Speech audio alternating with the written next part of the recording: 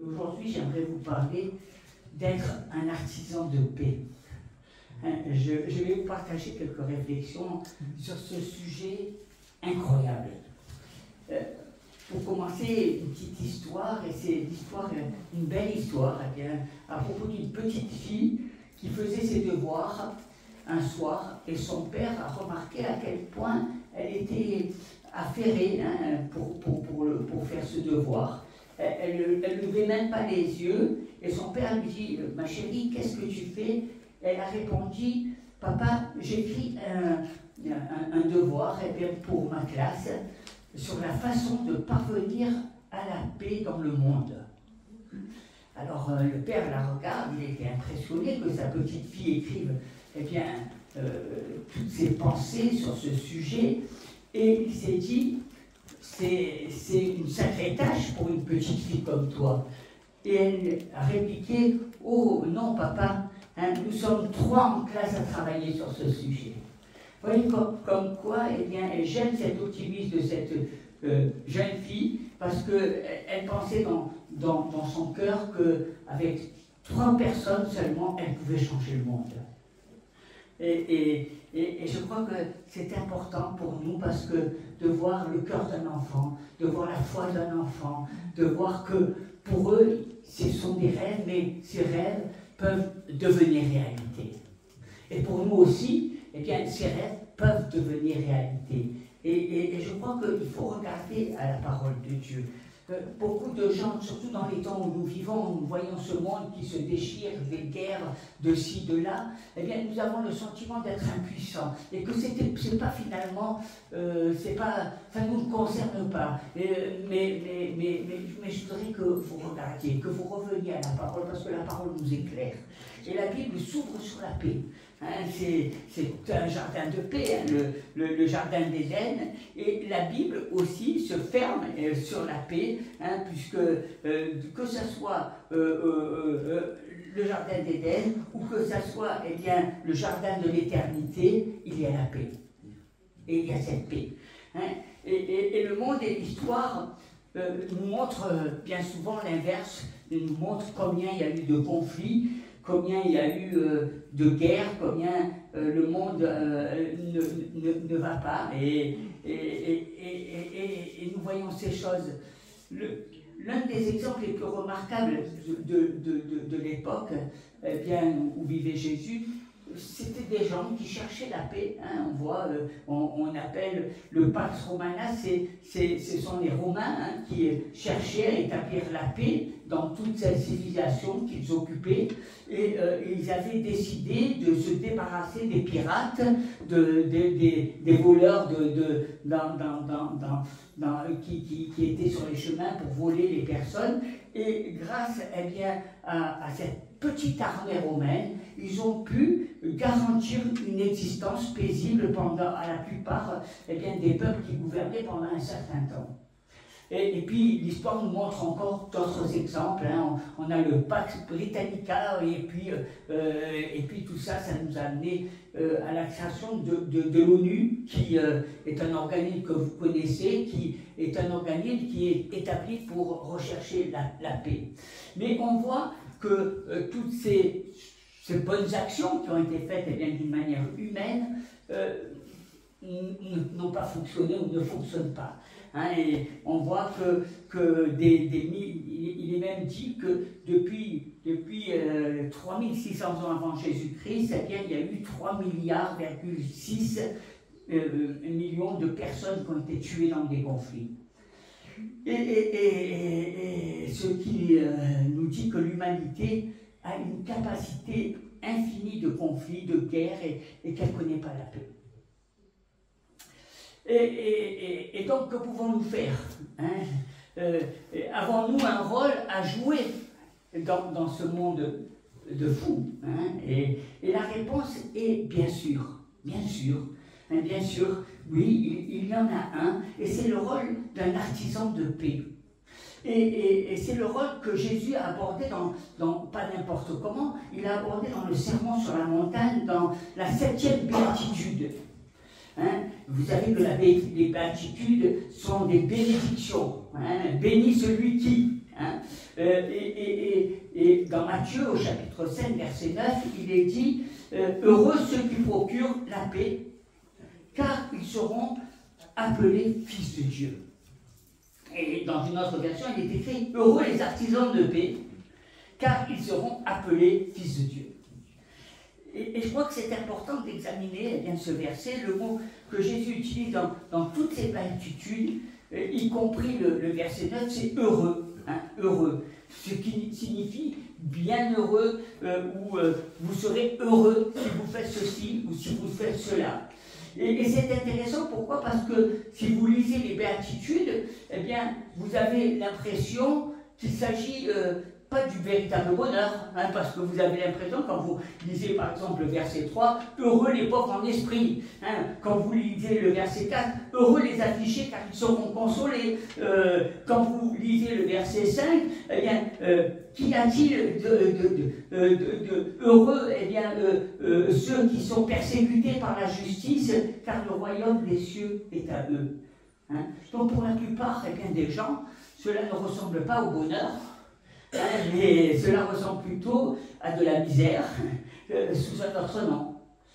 Et lorsque Jésus utilise ce terme, il ne parle pas de cette félicité extérieure, de cette joie extérieure, de ce bonheur.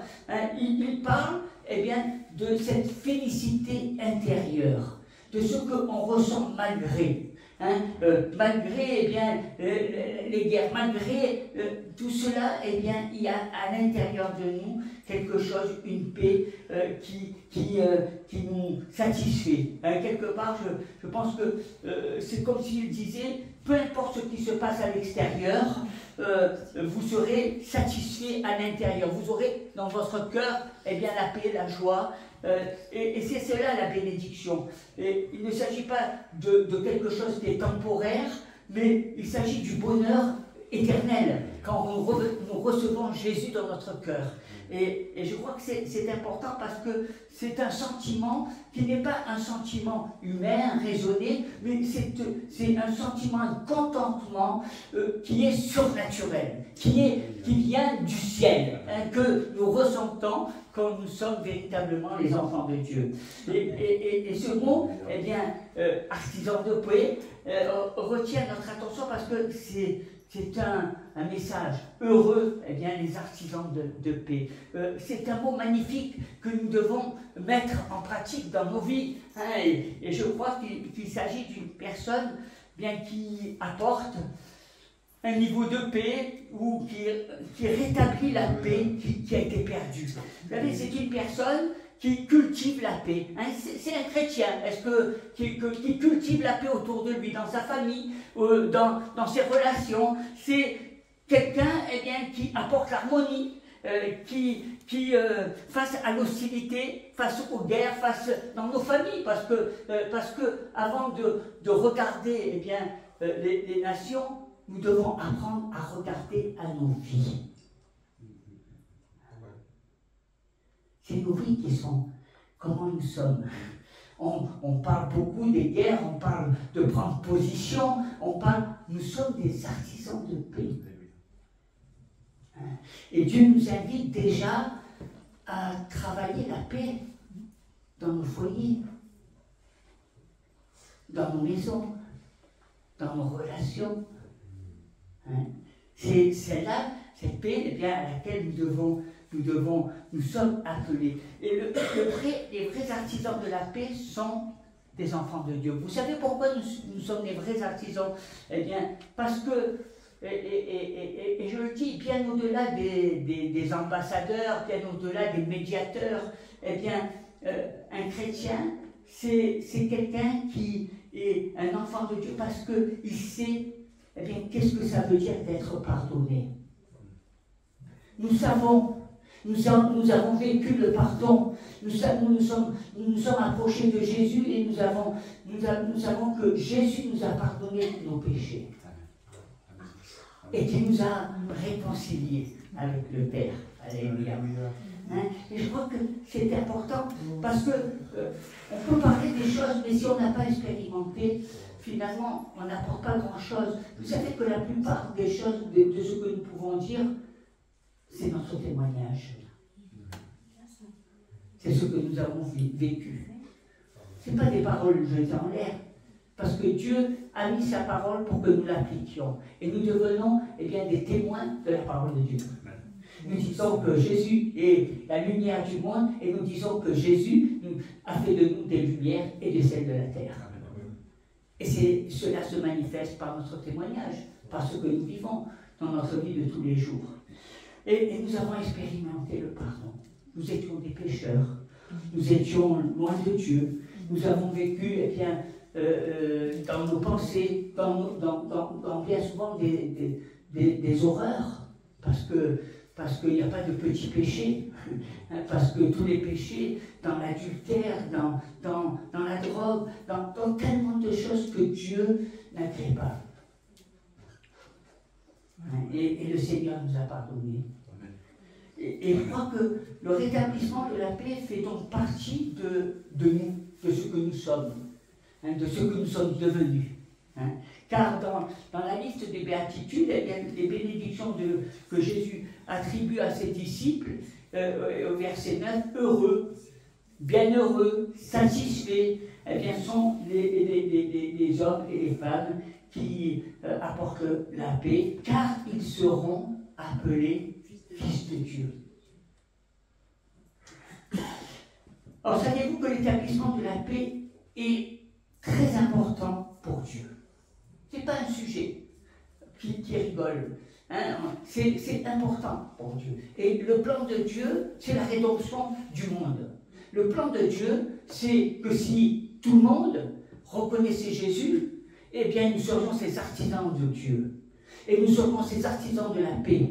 Et nous sommes cette puissance de Dieu. Et je crois que nous ne devons pas laisser ce sujet simplement en le regardant ou en priant pour tel ou tel état, mais nous devrions être ces artisans de paix et dans nos prières, être dans la mesure de ce que Dieu veut. Alléluia. Et pas de ce que nous pensons. Dieu ne cherche pas des partisans, il cherche des hommes et des femmes objectifs, il cherche des hommes qui marchent dans sa parole de Dieu. Et je crois que quand vous regardez à la parole, le psaume 34 nous dit, verset 14, détournez-vous du mal et faites le bien, cherchez la paix et poursuivez-la. Romains 14, 19, recherchant ce qui contribue à la paix et à l'édification mutuelle. Hébreux chapitre 12, verset 14, recherchons la paix avec tous les hommes et la sainteté sans laquelle personne ne verra le Seigneur. Vous voyez à quel point la paix est un élément important.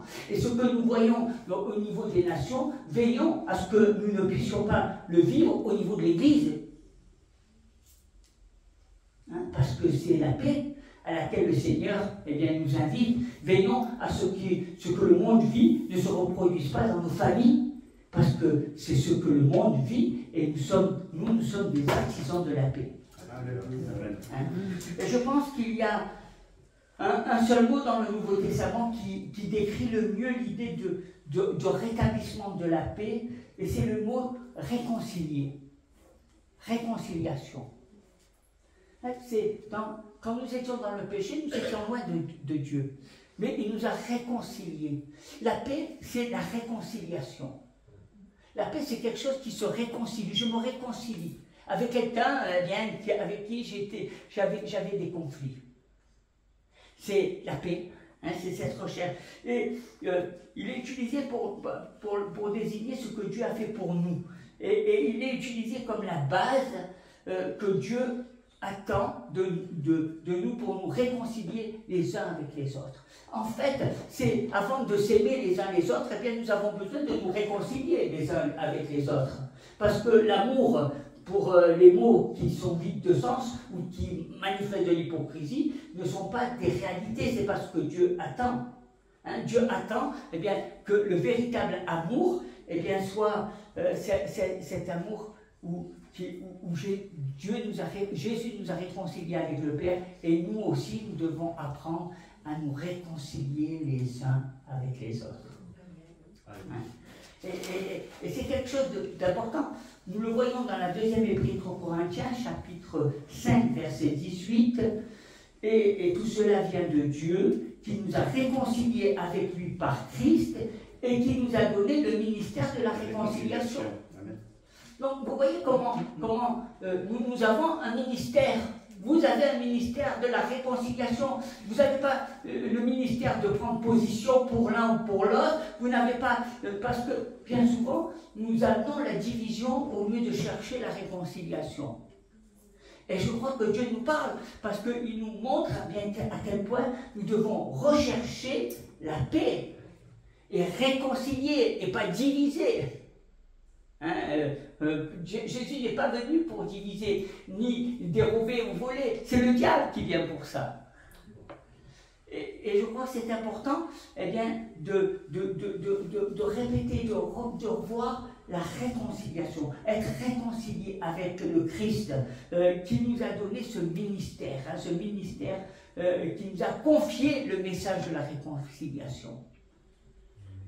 Si le monde cherchait à mettre en pratique ce ministère, je crois que nous retrouverions le jardin d'Éden, que si le monde et si les chrétiens recherchaient et mettaient en pratique le ministère de la réconciliation, l'Église serait l'Éden sur terre.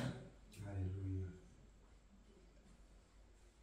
Parce que nous serions remplis de l'Esprit. C'est pas le tout d'être fils, mais Dieu nous a donné, il a donné à ses fils et à ses filles un ministère réconcilié. On ne cherche pas à parler sans arrêt, on amène les gens à la réconciliation. On amène ceux qui ne connaissaient pas, les païens, qui ne connaissaient pas Dieu, qui vivaient loin de Dieu, on les amène à se réconcilier avec le Père au travers de Jésus. C'est le ministère auquel le Seigneur nous a donné. Réconcilier, ça c'est ce qui signifie changer ou modifier complètement, changer en profondeur. C'est sortir du côté superficiel, vous savez, il a tort, juger l'un, juger l'autre. C'est sortir de toutes ces choses-là pour rentrer dans la profondeur, pour vivre un changement. Je veux pas être, je veux être cet homme et cette femme, et je veux qu'il y ait cette notion de réconcilier, de changement, de changement. Et je crois que le Seigneur nous donne, hello, et le Seigneur nous donne de vivre véritablement cela. Apporter la paix, c'est sortir de cette hostilité, c'est je dirais, agir en profondeur. Des fois, quand je discute avec les personnes, je me rends compte qu'ils se plaignent de tout, il n'y a rien qui va. On parle de politique, ça marche pas. On parle de tout va pas. Ils vont. Des fois, j'essaye de les tempérer. Je dis, vous savez, dans d'autres pays, les choses sont encore bien pires. Donc, essayez d'être mesurés. Mais non, ça va pas, et ça va pas, et ça va pas, et dans ma vie ça va pas, et avec ma femme ça va pas, et avec ceci ça va pas. Et je dis, mais toi, tu as besoin d'être réconcilié avec toi-même. Tu as besoin de faire la paix avec Dieu parce que finalement, ta colère, le fait que tu sois sans cesse dans cette plainte, ça te montre que tu n'es pas dans le Seigneur et que tu n'as pas cet amour parce que Jésus est venu, la croix, Jésus est venu te réconcilier avec Dieu. Il a pardonné tes fautes, il a pardonné tes erreurs. Je discutais avec quelqu'un qui était là en train de se plaindre et je disais, et cette personne était chef d'entreprise, mais et puis il disait, oui, je dis, est-ce que tu n'as jamais fauté? Tu sais, comme Jésus, là, qui a dit à cette femme qui était adultère, on parle des gens, on dit que ça va pas, mais ça c'est, et ceci c'est pas bien, mais est-ce que toi tu n'as jamais fauté? Et quand la personne elle regarde à ce qu'elle a fait, elle comprend qu'elle est dans le même paquet, dans le même lot que ce qu'elle critique. Il n'y a que Jésus qui apporte la solution.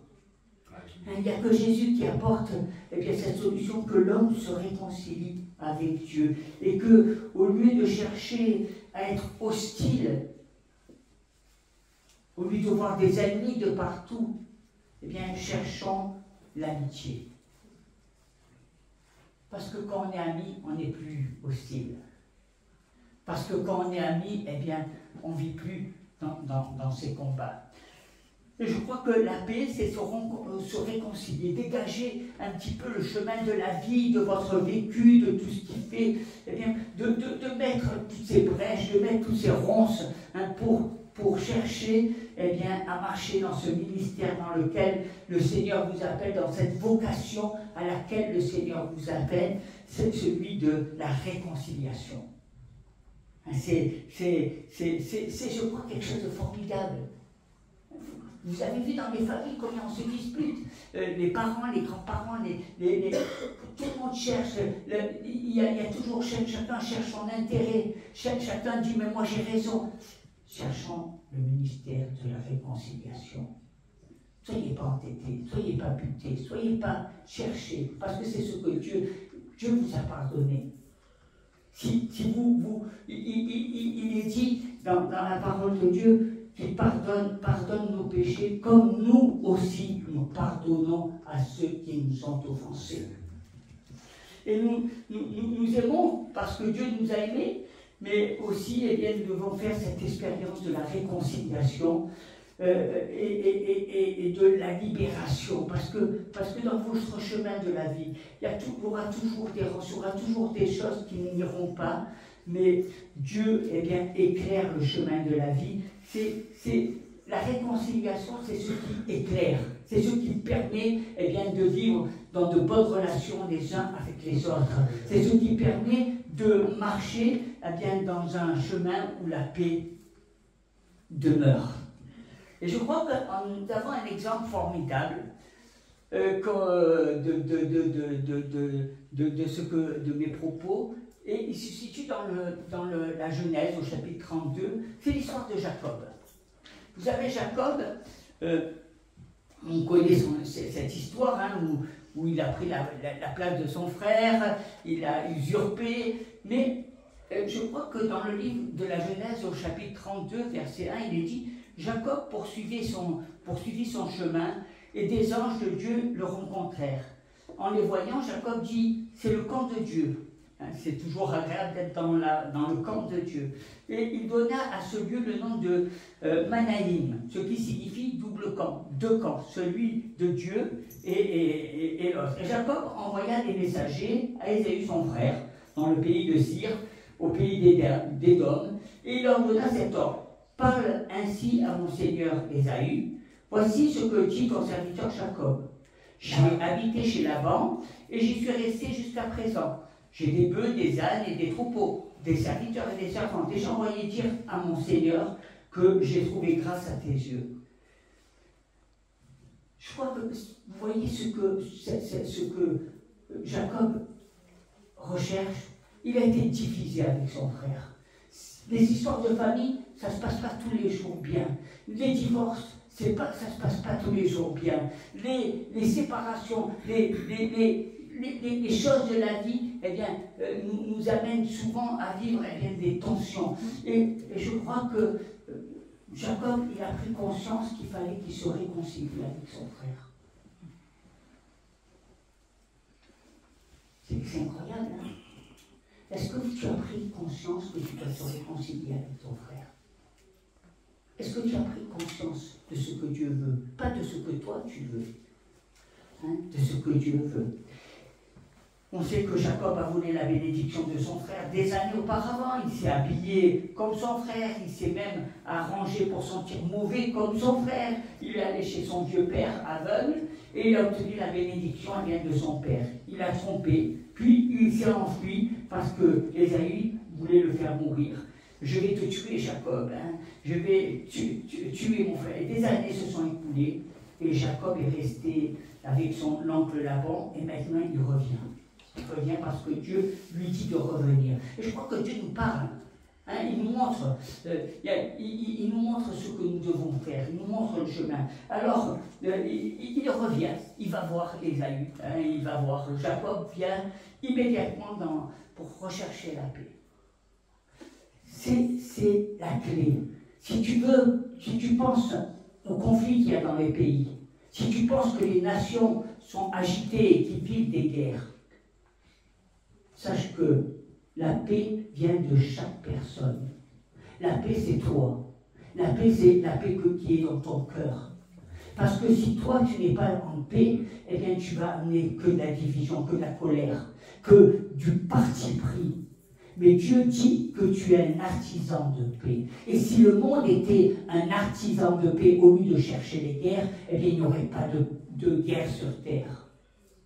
Mais le monde est tellement aveuglé, orgueilleux, cherchant leurs propres intérêts, que les guerres, eh bien, se multiplient. Et nous devons veiller. C'est pour ça que je vous parle de cette expérience, parce que c'est l'expérience de la vie. C'est ce que vous pouvez vivre.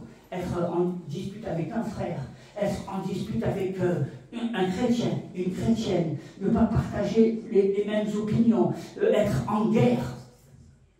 Eh bien, Dieu cherche à faire de nous bienheureux celui qui est un artisan de paix. Et je crois que c'est important parce que voilà, il dit voici le cadeau que je te fais à ces animaux, mais il dit afin que je trouve grâce à tes yeux, afin que nous puissions enfin faire la paix. Il arrive avec des cadeaux, avec des bœufs, avec tout un troupeau pour chercher la paix. Et Romain dit s'il est possible, autant que cela dépend de vous, soyez en paix avec tous les hommes. Vous savez, les gens disent je suis en paix avec tous les hommes. Seulement ils oublient tous les hommes, toutes les personnes qu'ils ont écartées de leur vie. Hein? Je suis en paix uniquement avec ceux qui pensent comme moi. Je suis en paix avec simplement mes collègues, ceux que j'aime bien. Mais toutes les gens que j'ai écartés, ça ne m'intéresse pas. Hein? Ça ne me regarde pas. Mais je crois que, vous savez, il faut apprendre à être en paix. Hein? Avec tous les hommes inclus. Ceux qui partagent tes idées et ceux qui ne partagent pas tes idées. Et surtout ceux qui ne partagent pas tes idées. Parce que c'est trop facile d'être en paix avec quelqu'un qu'on aime bien et avec qui on partage nos idées. Mais parfois, parfois c'est difficile, on le sait. Hein, parfois, on voit bien que les gens sont... Vous savez pourquoi c'est difficile? Parce que généralement, c'est quelqu'un qui n'a pas vécu le pardon. Parce qu'il ne sait pas qu'est-ce que c'est que le pardon. Pour lui, c'est difficile. Il est hostile. Quand tu n'as pas pardonné à quelqu'un, c'est quelque chose. Mais sache que Jésus t'a pardonné. Tu dois apprendre à pardonner. Et donc, ceux qui n'ont pas cette notion de pardon dans leur cœur, eh bien, pour eux, c'est quelque chose de très difficile parce qu'ils n'y arrivent pas, parce qu'ils vivent leur colère, leur amertume, leur stress et leur ressentiment. Mais et tant qu'ils seront dans ces stress, dans la blessure, dans toutes ces choses, pour eux, eh bien, ça sera quelque chose d'impossible. Parce qu'il est dit, s'il est possible, autant que cela se peut, hein, eh bien, soyez en paix.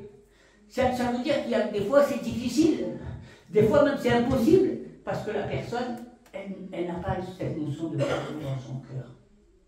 Et nous qui sommes croyants, nous devons, c'est quelque chose d'obligé, hein, c'est pas quelque chose de facultatif. Dieu nous a dit, je t'ai pardonné si tu pardonnes, parce que si tu ne pardonnes pas, je ne te pardonne pas.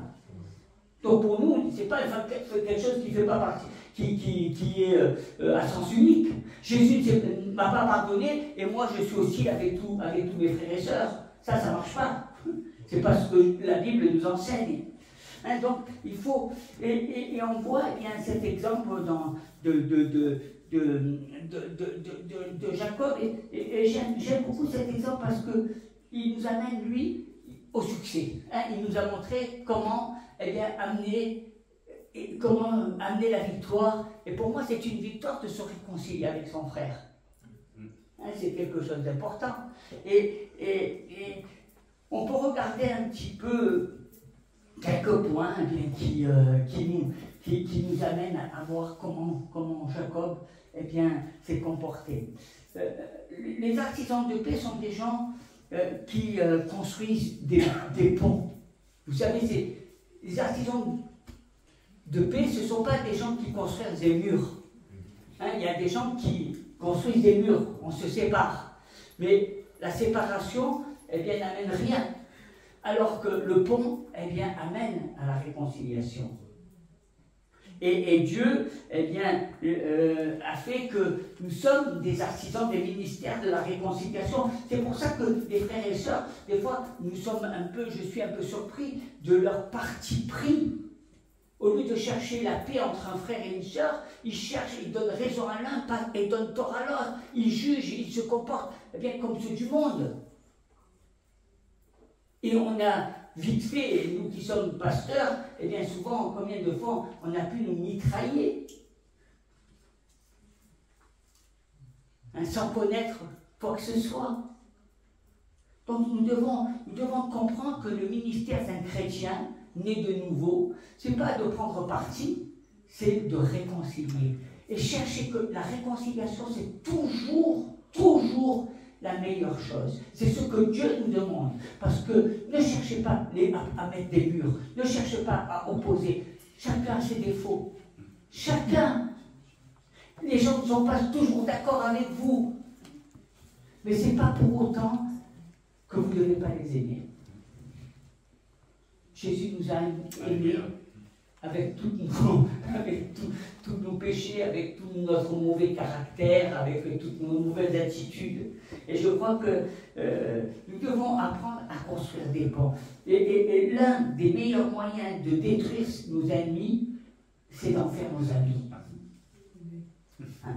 Parce que si ces personnes-là deviennent ton ami, eh bien, ça ne sera plus ton ennemi. Et je crois que nous devons apprendre, parce que souvent, ces questions-là, c'est simplement dans nos caractères, nos côtés têtus, orgueilleux, nos côtés moi j'ai raison, mais on doit apprendre à exercer ce ministère de la réconciliation. Faire la paix, hein, ça. Je veux faire la paix. Jacob, c'est ça je veux faire la paix avec mon frère. J'ai fait des erreurs, j'ai fait des choses qui n'étaient pas bien. J'ai vécu pendant des années loin de lui, mais maintenant il y a un temps, et ça, chaque fois ça le travaillait dans son cerveau, dans son esprit. Et puis quand on regarde dans le livre des Éphésiens, chapitre 2, verset 14, Paul dit, car il est notre paix, lui qui des deux n'en avait qu'un et qui a renversé le mur de séparation. C'est Jésus. C'est Jésus qui a renversé le mur qui nous séparait. On aurait pu très bien vivre sans Dieu. Mais quelle tristesse. Jésus, lui, a brisé le mur de séparation. Il est venu pour nous offrir l'éternité, mais bien plus que cela. Il est venu pour faire de nous des êtres nouveaux, pour changer. C'est comme ça que tu changes le monde. C'est pas en changeant des hommes politiques, parce que tu mets des gens de tous bords. C'est pas ça qui va changer. C'est changer le cœur des hommes. Qui amène un changement. Et je crois que je vais vous donner quelques étapes qui vont permettre, au travers de ce récit de Jacob et son frère Ésaü, eh bien, de permettre de voir comment il a eu la victoire, comment il s'est réconcilié avec son frère. La première des choses, c'est que Jacob a envoyé devant lui des messagers, Ésaü, son frère, dans le pays de Syr, au pays d'Édom. Il a envoyé un médiateur pour faire une déclaration d'intention, probablement par crainte, parce qu'il avait peur, mais il a envoyé un médiateur. Et je crois que des fois, il faut faire appel à une tierce personne, à des médiateurs. Un médiateur, c'est un frère et une sœur qui cherchent la réconciliation, qui n'est pas là à prendre les intérêts de l'autre, qui est objectif. Un médiateur, un réconciliateur, eh bien, il est médiateur, parce qu'il a le sens général qui est bien au-dessus de ce que ses yeux voient. Il n'est pas aveuglé par sa chair, il n'est pas aveuglé par ses émotions, mais il cherche à réconcilier afin que la gloire de Dieu se manifeste. Parce que c'est là où il y aura la gloire, c'est là où il y aura la paix, c'est là où l'Église sera une Église triomphante, c'est là où le monde vivra, eh bien, selon Dieu. Et je crois que nous avons besoin, nous avons besoin. Alors, bien sûr, des fois, il suffit d'aller voir, et c'est dans l'évangile de Matthieu, chapitre 18, où il nous dit, quand ça ne va pas avec ton frère et ta soeur, qu'est-ce qu'il faut que tu fasses? Il faut qu'il y ait la voir. Alors, des fois, c'est facile, on peut aller voir son frère et sa soeur, et ouvrir son cœur, et vivre cette réconciliation. Normalement, ça devrait être quelque chose de facile. Mais on voit bien que ce sont des choses qui sont devenues de plus en plus difficiles parce que les gens, pour la moindre chose, ils se disent je m'en vais, ou je quitte mon église, ou ceci, ou cela, ou il y a telle sœur ou tel frère, alors moi je ne viens plus. C'est une catastrophe au niveau de l'église.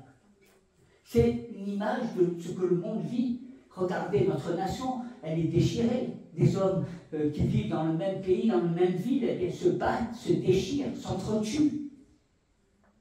Par folie.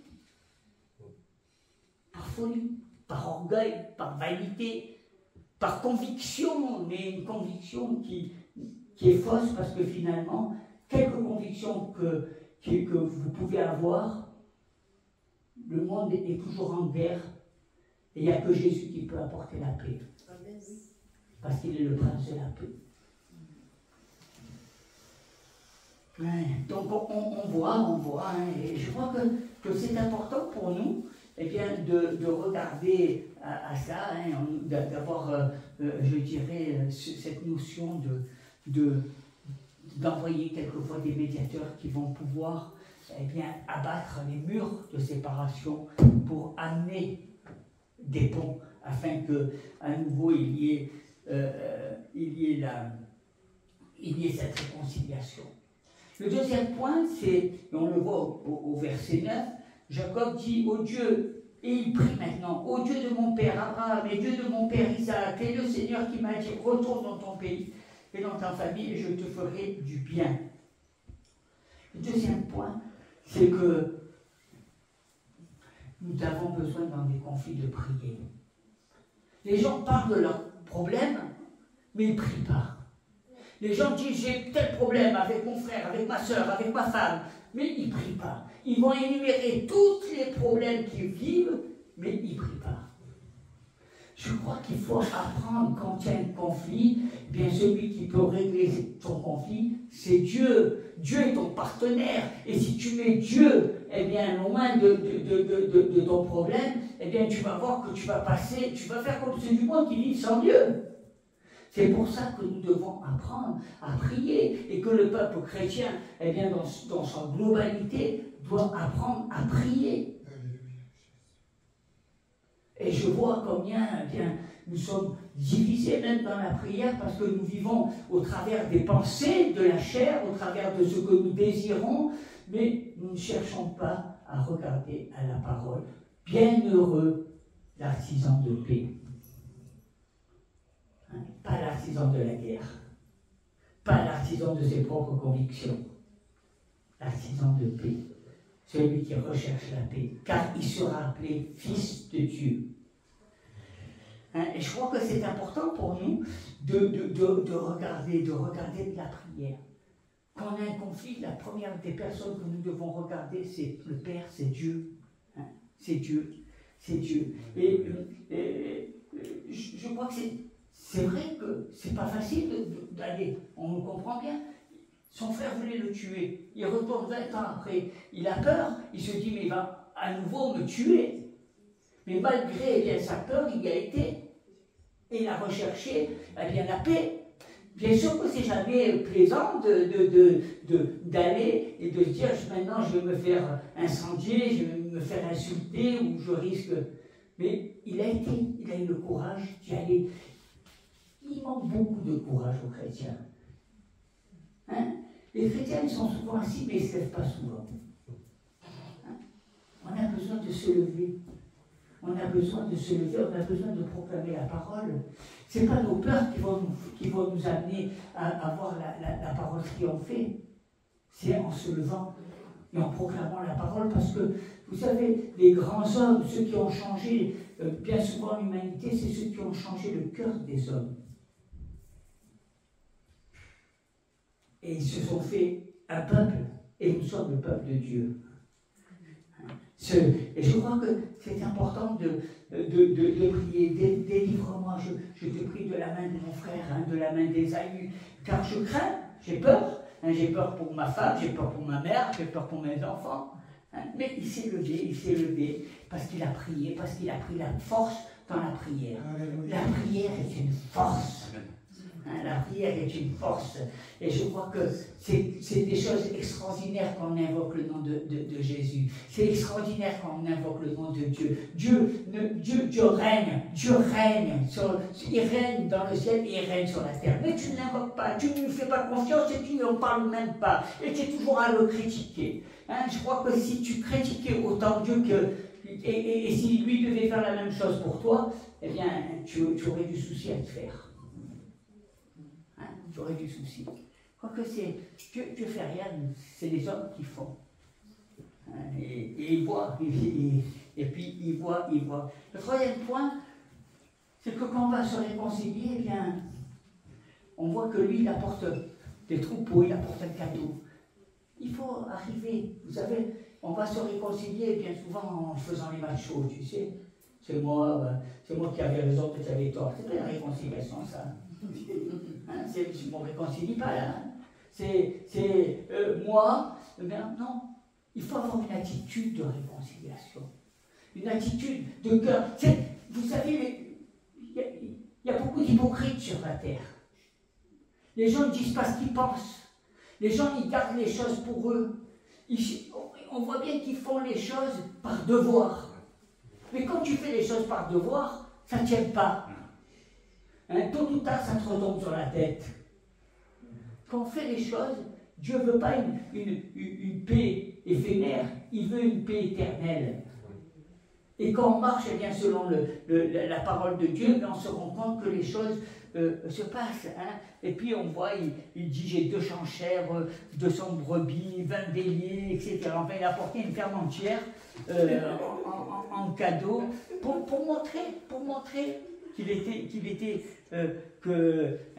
et je dis bien, c'est pas, il ne veut pas acheter quelqu'un. Hein, je ne vous ai pas dit, ah oui, tu viens avec des cadeaux et tu vas acheter. Les gens, ils font comme ça, ils croient qu'ils vont acheter les gens avec leurs cadeaux. Les cadeaux, non. Soit c'est une expression du cœur, c'est sincère, ça fait plaisir.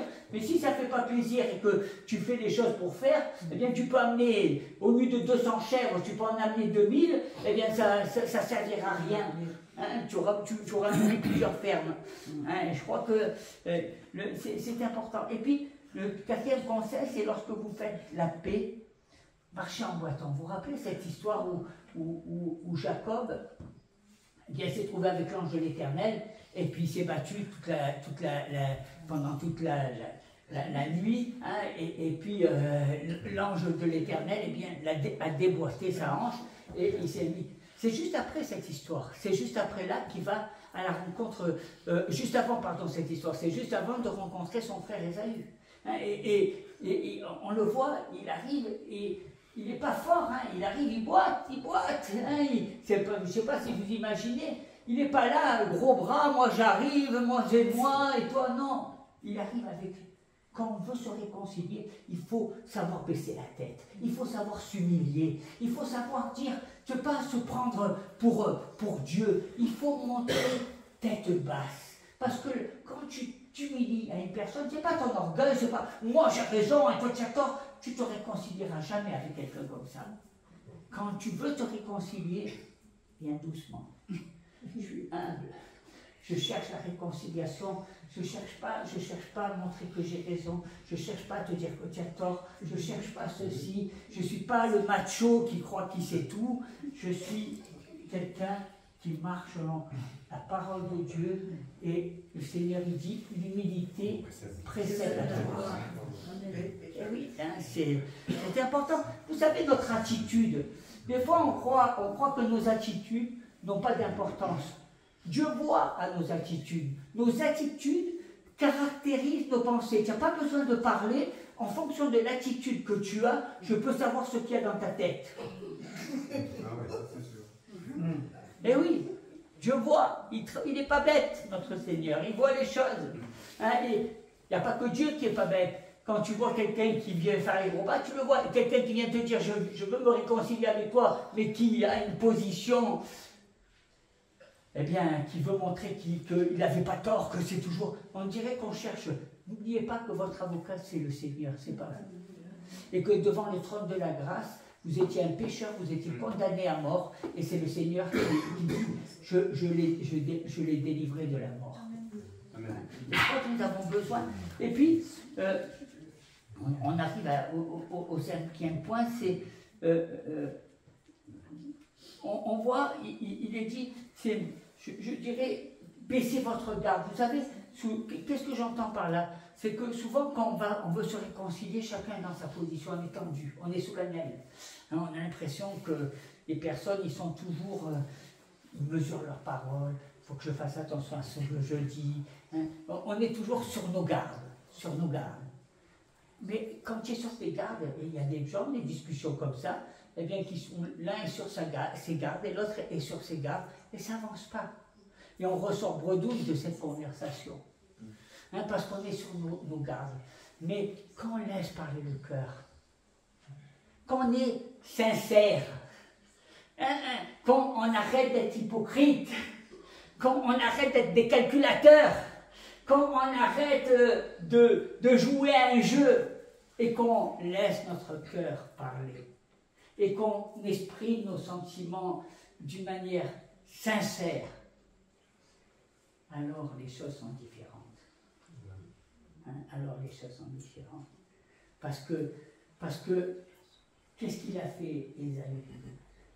Vous savez comment il a fait? Jacob, d'abord, avant de s'approcher, il a fait 7 fois et des faux bêtes. Hein? 7 fois, vous imaginez, parce que c'était le processus. Pour montrer qu'il venait, non pas pour montrer la guerre ou ce qu'il pensait, il venait montrer que... Et vous savez qu'est-ce qui s'est passé? Et Ésaü, quand il a vu venir, au début, il ne savait pas que c'était son frère. Et puis au fur et à mesure, il a vu l'humilité. Il a vu que... Et il a ouvert les bras et il a dit, c'est mon frère. C'est mon frère. Nous avons le même père. Et là, il a pris dans ses bras et ils se sont mis à pleurer. Ça, c'est le cœur.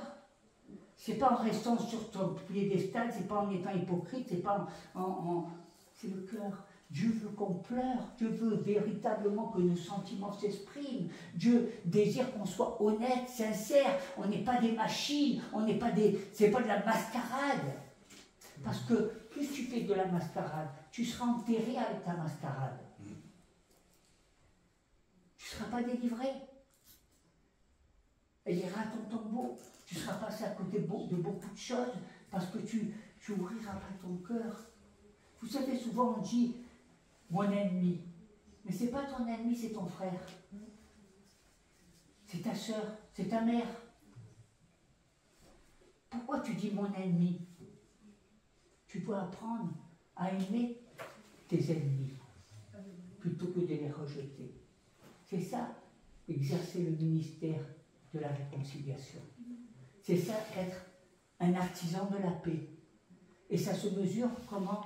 Pas par les informations que tu vois à la télévision, pas par les journaux, ça se mesure par le livre de ta vie, de ce que tu es. Chaque jour, tu ouvres une page et c'est les jours de ta vie. Et tu racontes une histoire. Et cette histoire, c'est ta vie.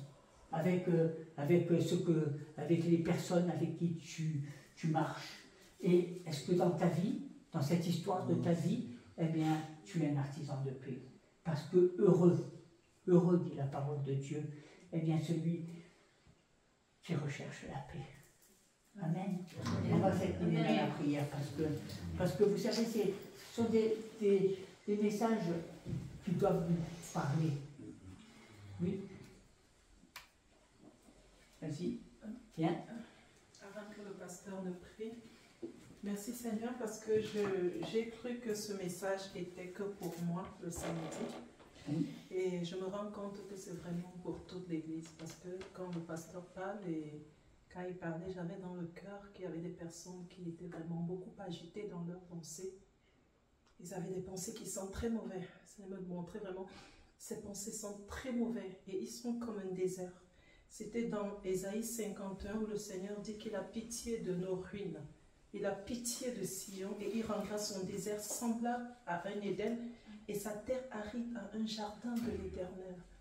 Et dans ce désert, il y a tellement de peur, tellement d'effroi, tellement de choses qui ne vont pas.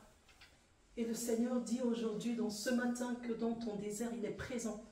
Il est présent et il vient dans ce désert pour t'apporter la paix et la plénitude dont tu as besoin. Cette terre aride, là où il y a toujours la sécheresse, là où tu reçois toujours des choses très maigres de Dieu. Il dit des petites choses alors qu'il veut te donner l'abondance. Mais à cause du non-pardon, à cause du fait que tu marches dans le non-pardon, tu as tellement ce cœur qui est rempli d'effroi, de peur. Tu n'oses même pas aller vers la personne qu'il faut pour faire la paix. Le Seigneur dit, ce matin, il vient pour ça. Il vient pour que tu fasses la paix. Il est vraiment ce prince de paix.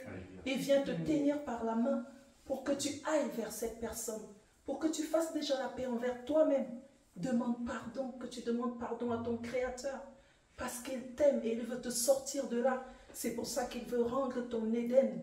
Il veut venir, cet Éden-là, c'est cette source d'eau paisible, de t'amener dans cette plénitude, dans cette paix qui vient simplement de lui et de lui seul. Il veut te sortir de cette maigreur, cette sécheresse de ta vie. Tu ne fais que chercher, mais tu n'as pas, tu ne trouves pas. Parce qu'il y a des choses qui ne vont pas et que tu dois régler dans ta vie et que tu dois déposer à la croix. C'est pourquoi tu cherches sans arrêt, mais tu ne trouves pas. Mais tout est maigre, même quand tu as, c'est des petites choses. Ce n'est pas l'abondance. Et il continue en me disant, voilà ce qu'il va faire. Il dit, bientôt, celui qui est courbé sous les fers sera délivré. Il ne mourra pas dans la fosse. Il ne veut pas que tu meurs dans ton désert. Il ne veut pas que tu tournes en rond dans ton désert. Il veut que ça s'arrête. Il veut que ça s'arrête. Il dit, arrête de tourner en rond. Arrête de tourner en rond dans cette vie déserte. Il vient te tenir par la main ce matin pour te sortir de ce désert. Hein, il te tend la main ce matin. N'es-tu pas fatigué de vivre cette vie? N'es-tu pas fatigué de vivre dans ce désert? Le Seigneur vient te sortir de ce désert ce matin pour que tu te réconcilies avec lui, avec toi-même et avec les autres. Avec ta famille, avec l'église. Le Seigneur vient te sortir de là et il dit, tu ne mourras pas dans ta fosse, dans ce désert. C'est décidé, c'est écrit, c'est un décret. C'est pourquoi il est venu à ton secours ce matin par ce message. C'est pourquoi il est venu te sortir de là. Il ne faut pas faire la sourde oreille. Non, aujourd'hui il faut chercher la paix. On ne se connaît pas le lendemain. Quand le Seigneur tend la main, prends sa main. Prends sa main et sors de ce désert. Et il dit, et ton pain ne te manquera pas. Et son pain ne lui manquera pas. Quand le Seigneur parle de pain, il parle de ce pain spirituel. Voilà cette nourriture qui est donnée. Il vient avec la nourriture spirituelle et il vient avec la nourriture humaine. Il te bénit à tous les niveaux. Il te donne ce qu'il te faut. Il te donne ce qu'il te faut pour vivre. Spirituellement, il t'apporte ce pain et humainement, il t'apporte tout ce qu'il faut. Alors, prenez la main du Seigneur. Sortez de ce désert. Arrêtez de trop réfléchir. Arrêtez de trop parler. Arrêtez de trop penser. Arrêtons. Mais laissons la pensée de Dieu nous envahir. Envahir notre cœur ce matin. J'avais ça à partager avec vous. Parce que samedi, quand je priais, c'était ça que le Seigneur a mis à cœur. Je l'ai pris pour moi. Amen. Amen. Amen. Amen. Amen. Alléluia. C'est que Dieu parle. C'est important que Dieu parle dans son Église, aux chrétiens, à ses fils, à ses filles. C'est le désir de Dieu de parler, de montrer. Et nous avons besoin de cette paix, de chercher cette paix, parce que la paix, parce que dans ce monde, eh bien, nous sommes des artisans de paix. Et en étant un artisan de paix, eh bien, on amène les hommes, les femmes à vivre la réconciliation. On amène à dresser des ponts, on amène la vie. Et cette vie, elle est donnée par le Seigneur. Alors je pense que c'est bien de prier, de s'incliner dans la prière. Et puis, si vous avez besoin de venir parce que vous vous sentez tiraillé dans votre cœur, si vous avez des tensions avec des personnes, hein, que ça soit familial, que ça soit spirituel, que ça soit avec des frères et des sœurs dans l'église. L'église n'est pas un jeu, Dieu n'est pas un jeu, Dieu n'est pas un jeu de rôle, Dieu est Dieu. Et on a besoin bien de sortir de ces déserts, hein, de sortir de cette tourmente pour être vrai. Dieu est le Dieu de la vérité, de la sincérité. Il a abattu les murs. Hein. Jésus a battu les murs qui nous séparaient avec Dieu. Alors je crois que nous avons besoin de prier. Seigneur, ceux qui veulent venir, venez. Hein. Si vous avez besoin du secours de la prière, je crois que vous pouvez vous approcher. Si vous voulez, ou sinon, eh bien, on peut prier d'une manière générale. Et Seigneur, que ton onction descende sur tes enfants. Amen. Un cœur en paix, c'est un cœur qui est dans l'allégresse. Un cœur en paix, c'est un cœur qui sait parler d'amour, qui vit l'amour véritable. Un cœur en paix, c'est la joie dans la maison, c'est du bonheur. Un cœur en paix, c'est une église qui est florissante, une église qui se donne la main, une église qui dans la prière, bat d'un même cœur. Un cœur en paix, c'est ne pas regarder l'autre, c'est aimer l'autre, comme Jésus nous a aimés. Et Seigneur, que tu mettes la paix dans ton église, que tu fasses que chacun de nous puissions être des artisans de la paix. Bienheureux ceux qui recherchent la paix. Seigneur, que dans l'église de Jésus, il y ait la sincérité, que tout ce qui est pensé au-dedans de nos pensées, toutes ces pensées mauvaises qui bien souvent nous agitent, comme l'a dit notre sœur, que toutes ces pensées mauvaises soient chassées de nos esprits. Que tu puisses nous libérer, délivrer de toutes ces pensées négatives, mauvaises, qui nous empêchent d'être des artisans de paix. Seigneur, nous devons donner l'exemple à ce monde. Nous sommes des hommes et des femmes que tu as choisis. Et tu ne nous as pas choisis pour notre intelligence, tu ne nous as pas choisis pour notre beauté, tu nous as choisis parce que nous avons un cœur pour Dieu et que nous voulons faire ce que tu veux. Alors Seigneur, donne-nous de rentrer dans ces ministères, donne-nous d'être des fils et des filles de Dieu. Donne-nous Seigneur de ne pas être des enfants qui restent à la porte, mais des fils, des filles du Très-Haut. Et que nous puissions chercher la paix, que nous puissions être sincères dans nos relations, dans nous-mêmes. Seigneur, que nous puissions nous humilier devant ta face. Parce que Seigneur, c'est avec un cœur humble que nous pouvons marcher comme toi tu le désires. L'humilité, c'est des branches, des épines qui sont sur le chemin de la vie, qui tombent et qui nous amènent à vivre, à chercher dans la lumière, à marcher, à faire le bien au lieu de chercher le mal. Seigneur, souvent nous faisons des bonnes actions, mais les actions, ce n'est pas ce qui nous sauve. Ce n'est pas parce que nous faisons de bonnes actions dans la vie que nous sommes, que nous avons un cœur pur. Le cœur pur, c'est celui qui cherche et qui peut regarder en face toutes les personnes et qui sait qu'il y a de l'amour dans ses yeux, dans son cœur, et qu'il n'y a rien, pas de séparation, que rien ne nous sépare de Dieu, mais que rien ne nous sépare les uns des autres, et qu'il n'y ait pas de mur de séparation, mais bien au contraire des ponts d'amour, des ponts où nous voyons l'eau couler, où nous voyons la main de Dieu qui se pose sur ces eaux, et que ce ne soit pas des eaux stagnantes, mais bien au contraire des eaux rafraîchissantes, dans le nom de Jésus. Amen. Amen.